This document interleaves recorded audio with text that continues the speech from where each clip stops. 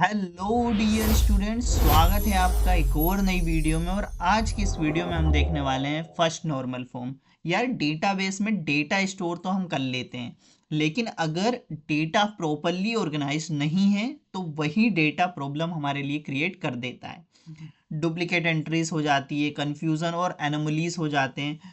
तो क्वेश्चन ये है कि डेटाबेस टेबल को क्लीन और एरर फ्री कैसे बनाएं। इसका जो फर्स्ट स्टेप है वो क्या है, हमारा नॉर्मलाइजेशन। और नॉर्मलाइजेशन का सबसे पहला रूल क्या होता है, हमारा फर्स्ट नॉर्मल फॉर्म।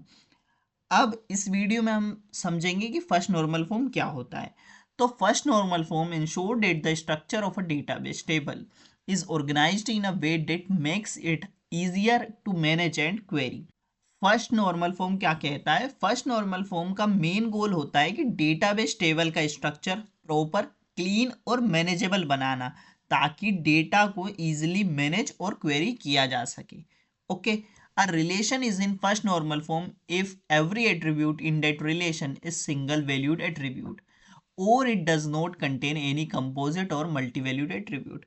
तो यार फर्स्ट नॉर्मल फॉर्म ये कहता है कि कोई भी रिलेशन जो है फर्स्ट नॉर्मल फॉर्म का, उसका हर एट्रीब्यूट सिंगल वैल्यूड हो, यानी कि एटॉमिक हो।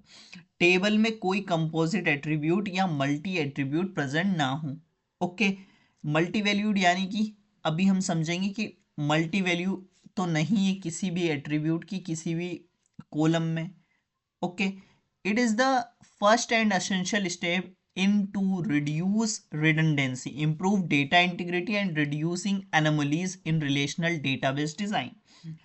फर्स्ट जो नॉर्मल फॉर्म होता है, इसका फर्स्ट और मोस्ट असेंशियल स्टेप होता है कि डेटा रिडंडेंसी को रिड्यूस करना, डेटा इंटीग्रिटी को इम्प्रूव करता है, इंसर्शन, अपडेशन और डिलीशन एनोमलीज को कम करता है। अब हम समझते हैं कि यार फर्स्ट नॉर्मल फॉर्म में ये मल्टी वैल्यूड एट्रीब्यूट्स का क्या कह रहा है ये।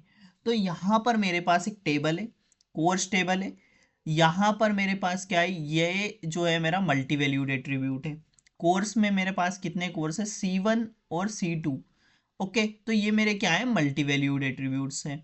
और एक मेरा मल्टी वैल्यूड एट्रीब्यूट्स यहाँ पर प्रेजेंट है, तो इसे मैं क्या बोलूँगा, इसे ही मैं मल्टी वैल्यूड एट्रीब्यूट कह रहा हूँ। ओके, अब फर्स्ट नॉर्मल फॉर्म क्या कहता है कि मल्टी वैल्यूड एट्रीब्यूट नहीं होने चाहिए। तो अभी मेरे पास जो ये कोर्स टेबल है, ये क्या है मेरी, अभी ये नॉर्मलाइजेशन इसमें अप्लाई नहीं किया गया है, मेरा फर्स्ट एनएफ में ये टेबल नहीं है। अब ये कहता है कि all the attribute contain only atomic values. Okay, atomic values होनी चाहिए। Each column contain values of a single type. क्या कह रहा है कि टेबल के जो सारे एट्रीब्यूट्स वैल्यूज होंगी वो क्या कंटेन करती हो, यानी एक सेल में सिर्फ एक ही वैल्यू हो। ओके, और हर कॉलम एक ही टाइप का डेटा स्टोर करता हो, सिंगल टाइप का, यानी कि single valued attribute.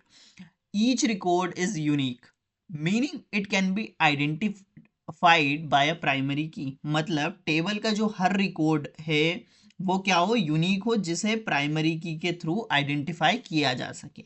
There are no repeating groups और एरेज इन एनी रो, किसी भी रो में रिपीटिंग ग्रुप्स या एरे प्रेजेंट ना हो। तो ये कहता है हमारा फर्स्ट नॉर्मल फॉर्म।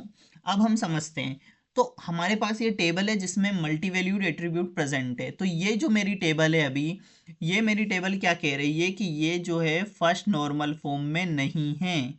ओके, ये अभी मेरी टेबल फर्स्ट नॉर्मल फॉर्म में नहीं है। अब यदि ये नहीं है तो मुझे इसको फर्स्ट नॉर्मल फॉर्म के अकॉर्डिंग क्रिएट करनी है। तो ये मेरे पास जो टेबल है वो क्या है, फर्स्ट नॉर्मल फॉर्म के अकॉर्डिंग है।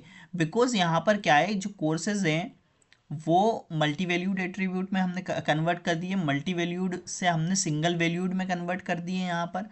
एंड यहाँ पर जो चीज़ें थी इस टेबल में, ये टेबल हमारी क्या थी, ये नॉट इन 1NF थी।